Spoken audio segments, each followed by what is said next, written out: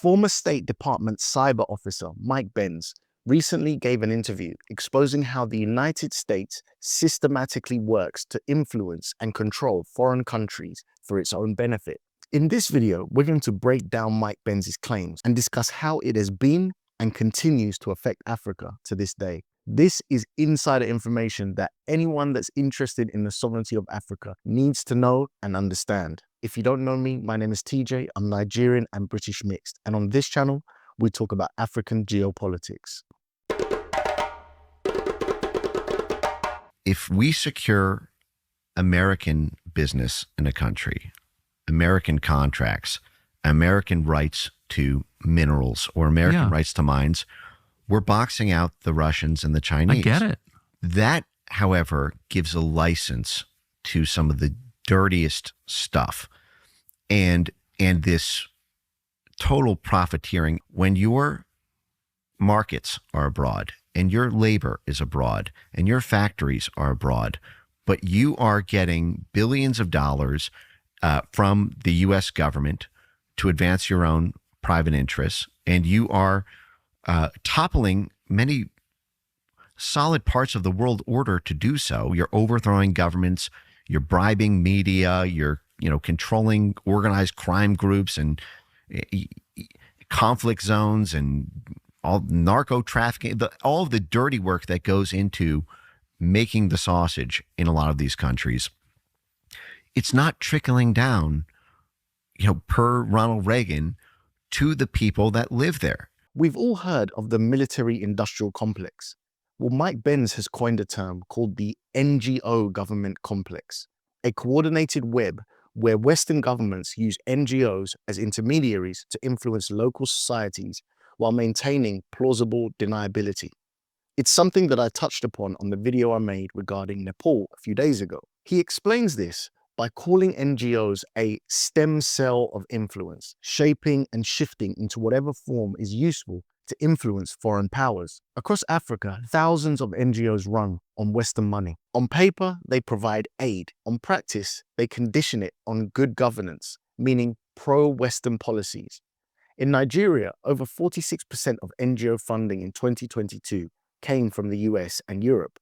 These organizations don't just build clinics. They train journalists, fund opposition movements, and monitor elections in ways that shape outcomes.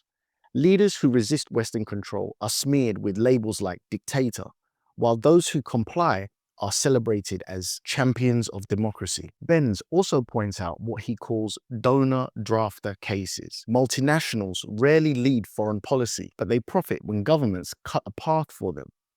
When Zambia adopted the IMF reform in the 1990s, it lost more than $2 billion in copper revenues, while Glencore, an Anglo-American entity, got access at bargain rates. The story tends to repeat. Ethiopia's 2021 IMF deal opened farmland for foreign agribusiness, displacing local farmers. Resource extraction flows outward while poverty stays. He stresses that information control has always been central. During the Cold War, a third of the CIA's budget funded media manipulation. Today, that same influence happens digitally.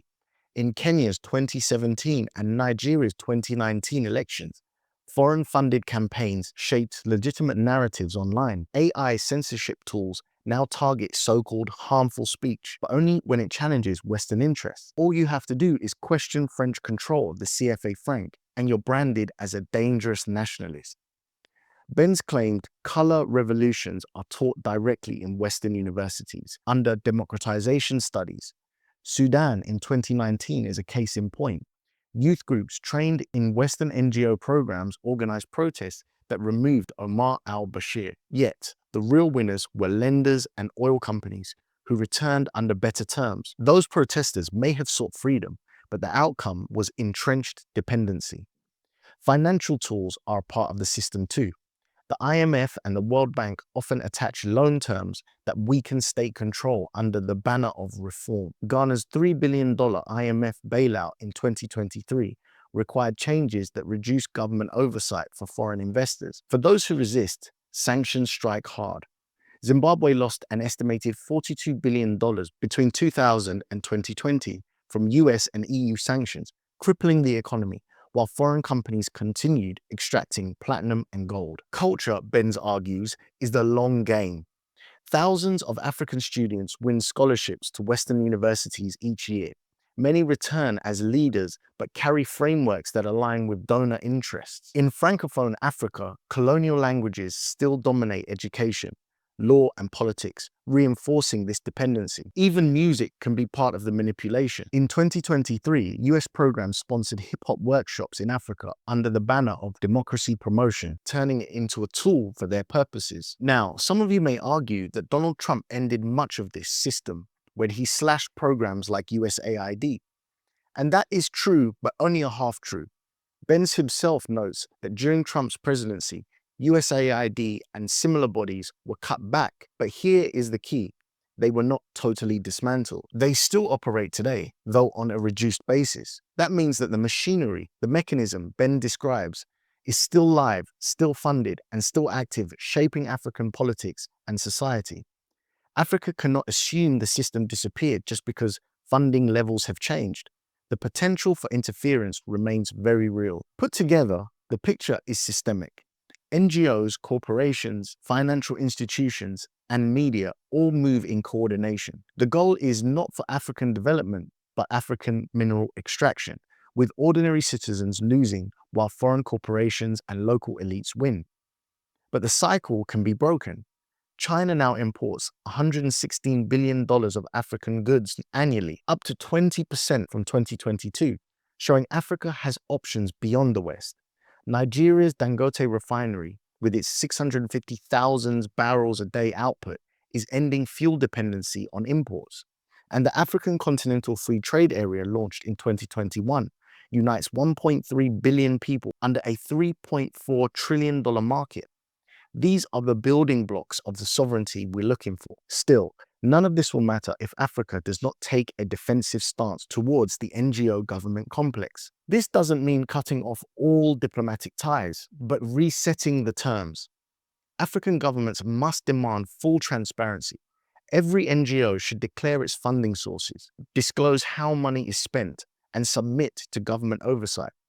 Their influence on youth, media, and civil society must be studied and must be monitored with the same rigor used for national security threats. If an NGO cannot operate under these conditions, it should not operate at all. After all, would the United States tolerate foreign NGOs shaping its elections? How about training its youth or steering its policies? Never. Africa must stop the bleeding, then rebuild the relations. On top of that, it must serve African priorities first. Only then can the continent ensure the external partnerships strengthen sovereignty rather than erode it. I would love to know what you guys think of the NGOs that you see all over the continent of Africa. Please put your thoughts in the comment section. They do provide a lot of money. Maybe that's the stance that you prefer. But if you have nothing to say, would it be too much for me to ask you to write the words, "Africa must stay defensive"? It just lets me know that you watched the video to the end, you like the channel, and you want me to continue. Thank you so much for watching this video today. I really appreciate it. And I'll catch you in the next one. Peace.